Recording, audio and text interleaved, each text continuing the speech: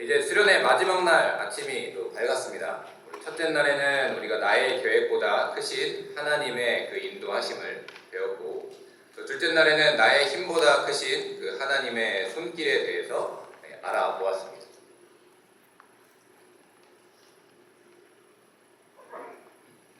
셋째 날인 오늘은 그 하나님 앞에 서 있는 나는 대체 누구인가 라는 그런 질문을 한번 던져보려고 합니다. 이 질문에 대한 답을 위해서 이 메타인지라는 이 단어를 한번 생각해 보려고 합니다. 이 메타인지라는 그 단어의 사전적 정의는 이렇습니다. 자신이 아는 것과 모르는 것을 자각하는 것, 그리고 스스로 문제점을 찾아내고 해결하며 자신의 학습 과정을 조절할 줄 아는 지능과 관련된 인식입니다. 조금 더 쉽게 말하면 내가 나를 객관적으로 파악하는 그러한 능력인데, 요즘 교육과 또 학습 분야에서 자주 사용되는 단어입니다. 일례로 티처스라고 하는 그런 방송에서 유명 인기 강사인 정승재 강사가 학생들에게 이렇게 말하는 것을 보았습니다. 너희는 안다고 착각하지만 사실은 모르는 거야 라고 하면서 강의를 들을 때는 다 이해하는 것 같지만 막상 아무것도 없는 이 백지 위에서 그 문제를 풀어보라고 하면 이 한 줄도 못 쓰는 그러한 상태를 메타인지의 부재라고 이렇게 이야기하는 것을 보았습니다. 내가 무엇을 알고 또 무엇을 모르는지 냉정하게 자학하지 못하면 우리의 성적도 이제 오르지 않는다라는 것을 알려주는 것입니다. 그런데 이러한 원리는 우리의 이 정체성, 나라는 존재에 대한 그런 인식에도 똑같이 적용되는 것 같습니다. 여러분은 나 자신을 잘 안다고 생각하십니까? 요즘 우리는 나를 설명해줄 무언가를 굉장히 잘 찾아 헤매는 것 같습니다. MBTI는 기본이고, 제가 좀 이렇게 찾아보니까 요즘은 이 테스트잇이라는 그러한 사이트에 가보면 자기가 어떤 사람들인지 이렇게 알아보기 위한 온갖 그런 심리 테스트로 가득한 모습을 볼 수가 있었습니다.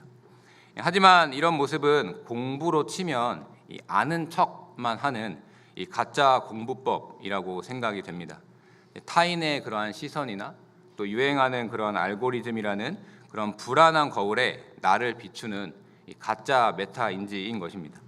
진짜 내 영혼의 실력은 백지인데 이 외부에서 준 데이터들을 나라고 착각하면서 살아가게 되니까 또 그런 모습이 안 나올 때 늘 불안하고 또 자신감이 없게 되는 것입니다. 그리고 또 내가 누군지 모르니까 주체적으로 살지 못하고 이 세상이 흘러가는 대로 끌려다니는 모습으로 나아가게 되는 것입니다. 오늘 우리는 이 다윗의 고백을 살펴봅니다. 또 그를 통해서 세 가지를 생각해 보려고 하는데요. 첫째, 나보다 나를 더 잘 아는 존재가 내 인생의 상태를 드러낸다면 우리의 삶에 어떤 변화가 나타날 것인가. 또 두 번째로, 왜 성경은 우리에게 이 죄인이라는 진단을 내리면서 그것이 모든 문제의 해결의 시작이라고 말하고 있는가. 또 마지막으로, 세상에 휩쓸리지 않고 내 인생을 하나님 뜻대로 나아가게 하는 이 3대 중심의 삶은 무엇인지 한번 생각해 보길 원합니다. 그래서 오늘 이 시간을 통해서 나의 좁은 그런 기준을 버리고 하나님의 무한한 지혜로 나를 다시 정의하는 또 이 시간이 되었으면 좋겠습니다. 네, 이제 제가 서론에 던졌던 그 첫 번째 질문을 본격적으로 한번 생각해 보겠습니다. 나보다 나를 더 잘하는 존재가 있다면 우리의 인생은 어떻게 바뀌게 되겠습니까? 또 우리는 나 자신이 꽤 똑똑하고 또 나 자신에 대해 잘 안다고 생각하지만 사실 하나님께서 내미시는 그런 어떠한 이 명제 앞에서는 우리 스스로를 정의할 수 없는 그런 불안한 존재입니다. 본문 1절에 보면 여호와여 주께서 나를 살펴보셨으므로 나를 아시나이다 라고 다윗은 고백을 하고 있습니다. 여기서 살펴보셨다라는 이 말은 단순히 눈으로 훑어보는 그러한 정도가 아니라 이 금광에서 금을 캐기 위해 곡괭이로 땅바닥을 아주 깊이 또 샅샅이 파헤치는 이런 광부의 모습을 뜻합니다. 이처럼 하나님은 우리를 겉모습이나 또 어떠한 성적표 같은 것들로 우리를 판단하시는 분이 아니라 우리의 영혼 밑바닥까지 아주 깊숙이 보신다라는 것을 우리는 알 수가 있는 것입니다. 특별히 이 시를 쓸 때 다윗이 처했던 그러한 상황을 한번 생각해 봅시다. 다윗은 이 시편을 기록할 때 이 사울 왕의 군사들에게 쫓기고 있었던 것 같습니다. 이 사람들이 다윗을 향해서 저놈은 반역자다, 또 비겁하게 도망치는 놈이다라고 하며 손가락질을 했을 것입니다. 또 세상이 붙여준 그러한 실패자, 또 도망자라고 하는 그런 이름표 때문에 다윗의 자존감이 바닥까지 떨어졌을 것입니다. 내가 정말 그러한 사람인가? 또 나는 여기서 끝나는 인생인가? 라고 하는 그런 혼란 속에서 이 다윗은 사람들의 시선으로 자신을 바라보지 않고 이 하나님의 시선으로 자기를 바라보는 그런 영적인 그런 인지작용을 작동시킵니다. 그러한 하나님의 시선이 다윗에게 미쳤던 그런 모습들이 본문 2절부터 나옵니다. 첫째로 다윗의 모든 일상에 하나님의 시선이 미쳤습니다. 주께서 내가 앉고 일어섬을 아시고 이렇게 기록하고 있습니다. 또 여러분이 아침에 일어나서 학교를 가고 또 급식실에서 줄을 서고 또 학원 책상에 앉아서 멍하니 있는 그 사소한 움직임과 습관까지도 이 하나님께서는 알고 계십니다. 늘 우리의 일상에 함께 하십니다. 또한 두 번째로 하나님의 시선은 우리의 모든 생각에 영향을 미칩니다. 멀리서도 나의 생각을 밝히 아시오며 라고 기록된 대로 하나님은 우리의 생각에 들어오셔서 우리를 살펴주시는 분이십니다. 아무에게도 말하지 못하는 그러한 질투심이나 또 우리의 미움이나 혹은 남몰래 품었던 그러한 고민들까지 하나님은 우리가 인식하기도 전에 이미 밝히 알고 계신 것입니다. 셋째로 하나님의 시선은 우리의 모든 말, 그 언어에도 미치는 범위가 있습니다. 여호와여 내 혀의 말을 알지 못하시는 것이 하나도 없으시니이다 라는 기록대로 하나님께서는 내가 무슨 말을 할지 또 그 말이 어떤 의도로 나오는 것인지 하나님께서는 모든 것을 다 알고 계신다라는 것입니다. 이쯤 되면 하나님은 감시 카메라처럼 나를 지켜보고 계시는 무서운 분이신가요? 라고 우리가 생각할 수가 있습니다. 하지만 믿음을 가진 자는 이 사실에서 이 세상이 줄 수 없는 가장 큰 위로를 발견해야 합니다. 왜냐하면 하나님은 우리를 감시하시는 그런 경찰과 같은 사람이 아니라 우리의 아버지가 되시기 때문입니다. 이 아버지 되신 하나님께서 나를 깊이 살피신다라는 것은 세상 그 누구도 나를 몰라줄 때 오직 하나님만은 나의 아픔과 그 고민, 또 내가 왜 그렇게 행동할 수밖에 없었는지를 완벽하게 이해하고 계신다라고 하는 뜻입니다. 그러나 세상은 하나님과 달리 우리를 마치 어떠한 데이터에 불과한 존재로 또 정의를 합니다. 내가 성적이 몇 등급인지, 또 내 외모가 또 어떠한지, 또 이러한 불안한 기준에 나를 또 맡기고 그것으로 정의를 내리니까 우리는 주체적으로 살지 못하고 이 세상이 흘러가는 대로 끌려다니는 삶을 살게 되는 것입니다. 오늘 본문 6절에서 다윗은 이렇게 고백합니다. 이 지혜가 내게 너무 기이하여 높아서 내가 능히 미치지 못하나이다 라고 말입니다. 다윗은 깨달았던 것입니다. 세상이 나를 반역자라고 해도 나를 만드신 하나님의 평가가 진짜 나의 정체성이 되는구나 라는 사실을 말합니다. 이것이 바로 영적 인지작용의 첫 번째 단계입니다. 내가 아는 나, 또 세상이 평가하는 나, 어떠한 테스트의 결과가 말해주는 나라고 하는 이러한 좁은 틀을 깨고 나를 만드신 그 하나님의 미리 아심과 지혜라고 하는 거대한 뜻을 우리가 확인해야 하는 것입니다. 이 세상이라는 거울은 수시로 깨지고 또 우리의 본 모습을 왜곡합니다. 하지만 하나님의 시선은 늘 올바르고 또 영원하게 우리를 비춰 주십니다. 오늘 이 시간 나보다 나를 더 잘 아시는 하나님 앞에 여러분의 그러한 상태를 정직하게 내려놓으시기 바랍니다. 나를 정의하는 그 기준을 세상에서 하나님께로 옮김으로써 결코 흔들리지 않는 그러한 진짜 나를 발견하는 여러분들이 되시기를 간절히 바랍니다. 네, 하나님은 이미 또한 나를 완벽하게 알고 계십니다. 완벽한 이해도 해주시고 또 완벽한 사랑으로 나를 살펴주십니다. 그런데 오늘 본문의 마지막인 23절과 24절을 보면 다윗은 그 하나님 앞에 매우 독특하고도 놀라운 태도를 취합니다. 보통 사람은 누가 나를 샅샅이 뒤진다고 하면 숨기에 바쁜데 다윗은 오히려 하나님께 저를 깊이 파헤쳐 주십시오 라고 이렇게 요청하고 있는 것입니다. 23절에 보면 하나님이여 나를 살피사 내 마음을 아시며 나를 시험하사 내 뜻을 아옵소서라고 했습니다. 이 1절에서 이미 다윗은 하나님께서 다윗을 살펴보셨다라고 고백을 했는데, 다윗은 왜 23절에서 또다시 나를 살펴달라라고 간구하고 있는 것입니까?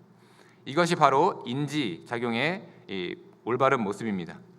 스스로 문제점을 찾아내고 해결하는 그러한 능력을 또 다시 한번 하나님 앞에 은혜를 구하는 것입니다. 다윗은 자신의 인지 능력에 한계가 있다는 것을 너무나 잘 알고 있었습니다. 그러니까 내가 나를 평가하는 기준은 믿을 것이 못 된다라는 사실을 자각하고 있었던 것입니다. 늘 우리의 마음은 그렇습니다. 깨끗한 화이트보드 같아 보이지만 사실 그 안에는 지워지지 않는 그러한 매직으로 죄라고 하는 그런 글씨가 가득합니다. 그 위에 우리는 성적이라고 하는 포스트잇을 붙여서 내 죄를 가리려고 하고, 또 MBTI라고 하는 그러한 스티커를 붙여서 나는 꽤 괜찮은 사람이야 라고 하며 그럴듯하게 나의 죄, 그러한 본성을 가리려고 하지만, 우리는 스스로 속고 있을 뿐 그러한 죄라고 하는 그런 글자는 절대로 사라지지 않습니다. 다윗은 이러한 사실을 알았기 때문에 내 마음의 그런 순수한 하나님을 향한 마음을 측정하기 위해서 그렇게 불꽃과 같은 그런 시험을 하나님께 요청했던 것입니다. 사람들이 즐겨하는 이런 테스트의 성격 테스트도 오늘날에도 동일하게 진행되고 있습니다. 캐릭터 코드 테스트나 두존쿠 성격 테스트나 또 그 결과들은 우리를 멋지게 포장해 줍니다. 당신은 따뜻한 쿠키 같은 사람입니다. 혹은 당신은 정의로운 캐릭터입니다 라고 이렇게 테스트 결과가 나옵니다. 이런 결과들을 보면 우리가 기분은 좋아지지만 정작 우리 영혼의 밑바닥에 있는 진짜 문제, 즉 죄의 문제를 우리가 발견할 수는 없습니다. 이제 24절을 한번 보십시오. 이 다윗의 성찰은 가장 정직한 지점으로 나아갑니다. 내게 무슨 악한 행위가 있나 보시고 나를 영원한 길로 인도하소서라고 고백합니다. 여기서 악한 행위는 이 원어적인 의미로 우상의 길 혹은 이 슬픔의 길을 의미한다고 합니다. 내가 하나님보다 더 의지하고 있었던 그 세상의 기준들, 또 나를 정의하려고 매달렸던 여러 가지 우상들을 또 이렇게 찾아내 달라라는 그런 고백입니다. 이 성경이라는 완벽한 그런 하나님의 말씀에 또 그 거울 앞에 서게 되면 우리는 보석과 같은 존재라고 하는 그런 나에 대한 그런 달콤한 포장 대신 이 하나님의 은혜가 없으면 나는 단 1분 1초도 살 수 없는 죄인이라는 그러한 사실을 마주하게 되는 것입니다. 여러분, 내가 죄인이라는 사실을 깨닫는 것, 이것이 왜 복음이겠습니까? 또 왜 다윗은 자기를 살펴서 악한 행위를 그렇게 찾아달라고 하나님 앞에 간구했었던 것입니까? 진짜 병명을 알아야 진짜 치료가 시작되기 때문입니다. 내가 환자인 줄 모르는 사람은 계속해서 이 가짜 약을 먹게 됩니다. 마찬가지로 우리가 영적으로 아픈 상황에서 이 세상의 어떠한 유행과 그러한 심리 테스트에 내 인생을 맡기며 또 살아갈 수는 없는 것입니다. 하지만 내가 전적으로 타락한 죄인임을 인정하는 순간 우리는 비로소 나를 대신해서 십자가를 지신 이 예수 그리스도의 은혜를 알고 그 영원한 길을 붙잡게 되는 것입니다. 나는 나를 구원할 수 없는 죄인입니다. 나의 기준은 오염되어 있습니다. 오직 하나님의 지혜만이 나를 정의할 수 있습니다 라고 고백해야 하는 것입니다. 이 고백이 터져 나올 때 여러분은 세상이 주는 가짜 정체성에서 비로소 해방될 수가 있습니다. 죄인임을 인정하는 자만이 하나님의 전적인 은혜를 누릴 주체적인 그러한 자격을 얻게 되는 것입니다. 이 아침 다윗처럼 하나님께 요청하시기 바랍니다. 하나님, 제 마음을 검사해 주십시오. 또 제가 아는 척 숨겨왔던 죄의 문제들을 찾아내 주십시오. 또 이 정직한 직면을 통해 그러한 가짜 인생에서 건져냄을 받고 진짜 정체성을 찾아서 영원한 생명의 길로 나아가는 여러분들이 되시기를 간절히 바랍니다. 우리는 지금까지 이런 영적인 인지 작용에 대해서 살펴봤습니다. 첫 번째는 나를 완벽하게 아시는 이 하나님의 깊이 살피심을 인정하는 것이다라는 것을 배웠고, 또 두 번째로 또 그러한 내 자신이라는 존재 안에 이 죄라고 하는 치명적인 문제가 있음을 우리가 정직하게 또 직면해야 한다라는 것을 배웠습니다. 그런데 여러분, 아까 제가 서론에서 설명드렸던 이 메타인지의 정의를 다시 한번 떠올려 보려고 합니다. 메타인지는 나의 문제점을 안다라고 하는 단순한 인식으로 끝나지 않습니다. 그 핵심은 자신의 상태를 조절할 줄 아는 지능과 관련된 인식입니다. 즉 진짜 메타인지가 높은 학생은 시험지에서 오답을 발견한 뒤에 이거 틀렸네 라고 하고 덮어버리지 않습니다. 그 오답을 해결하기 위해 공부 방법을 조정하고 또 수정하게 됩니다. 오늘 본문 24절 하반절에서 나를 영원한 길로 인도하소서라고 하는 다윗의 고백이 바로 이러한 조절입니다.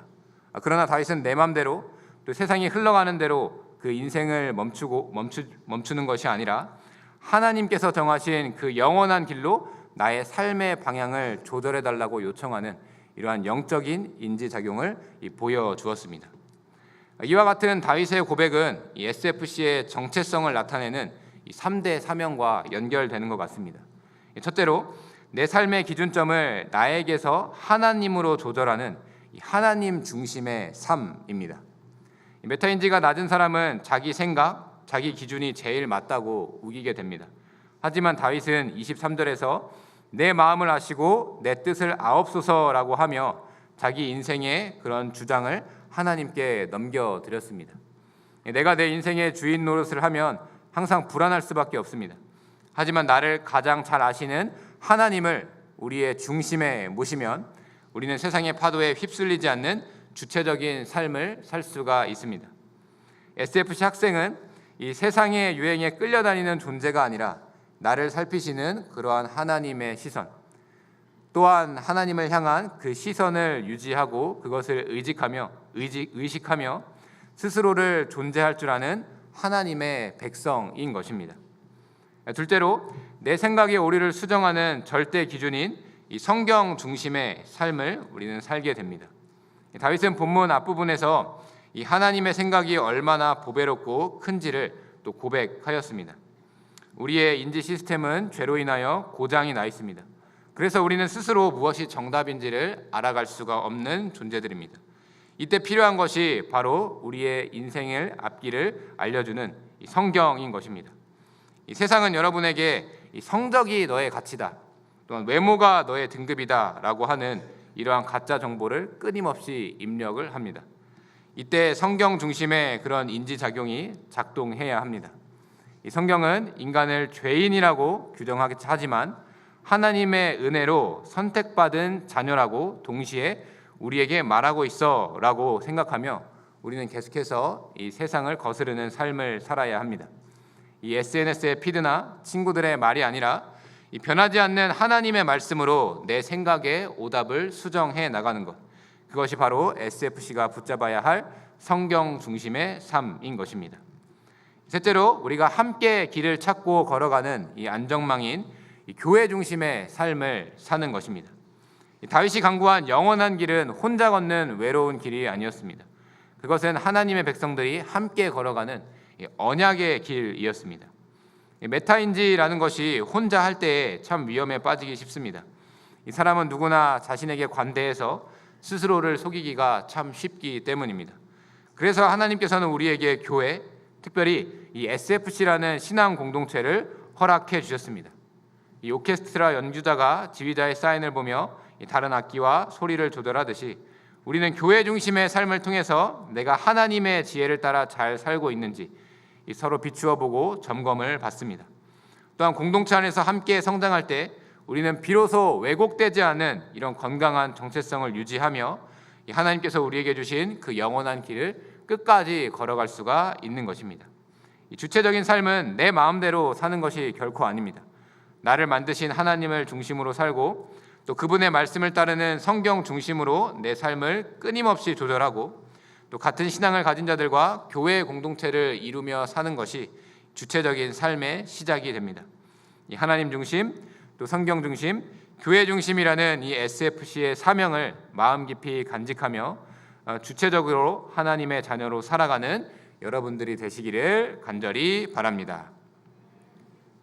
네, 마지막입니다. 우리 사랑하는 SFC 여러분, 우리는 오늘 이 아침 시편 139편의 이 말씀을 통해서 우리 인생에서 가장 중요한 이러한 영적 메타인지가 무엇인지를 함께 나누었습니다.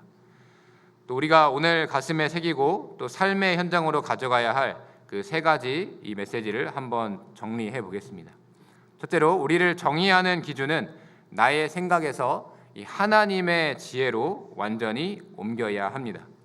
서론에서 나눴던 정승재 그 강사의 백지 테스트는 진짜 실력은 아무것도 없는 백지 위에서 증명된다라는 사실을 이렇게 알려주고 있습니다.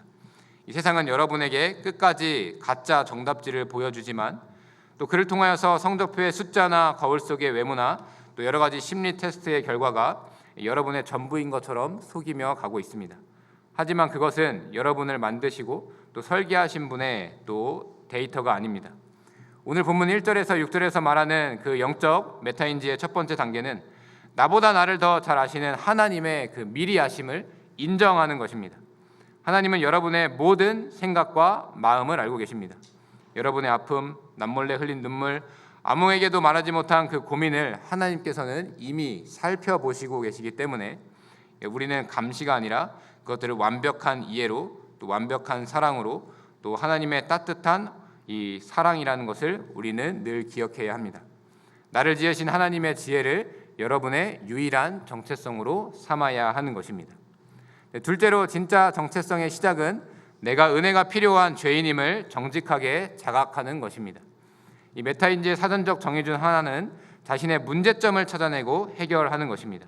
우리 인생의 가장 큰 문제점은 바로 하나님을 떠난 죄입니다. 개혁주의 신앙은 이 정직한 직면에서 시작합니다.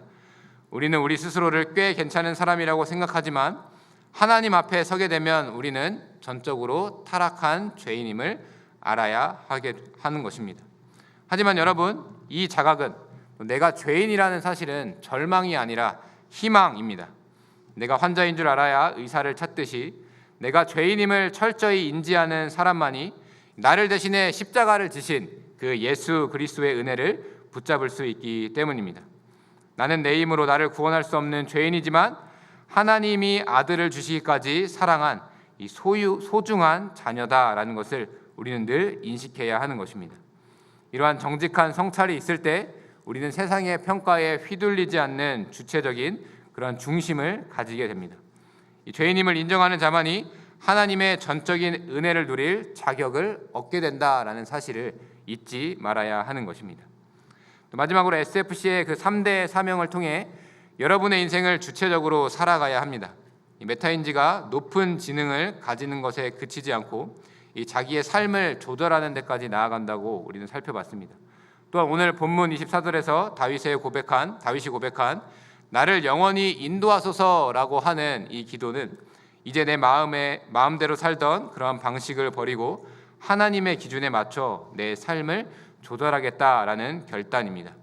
이것이 바로 우리 SFC의 중요한 사명인 하나님 중심, 이 성경 중심, 교회 중심의 삶인 것입니다.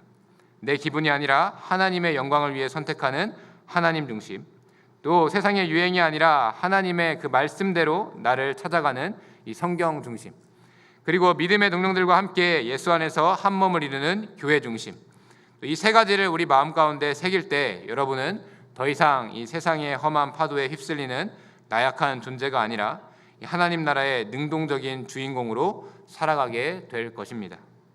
여러분의 삶을 계속하여 하나님께 맡기시길 바랍니다.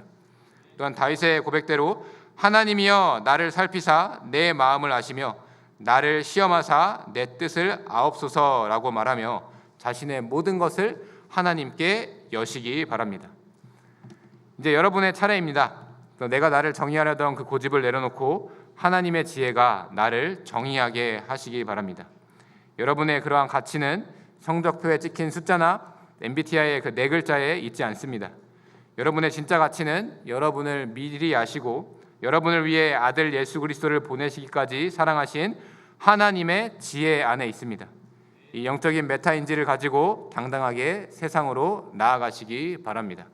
이 하나님 중심, 성경 중심, 이 교회 중심의 사명을 가슴에 품고 하나님이 인도하시는 그 영원한 길을 향한 그 걸음을 힘차게 감당하는 우리 SFC가 되시기를 이 시간 주님의 이름으로 간절히 축원드립니다. 아멘.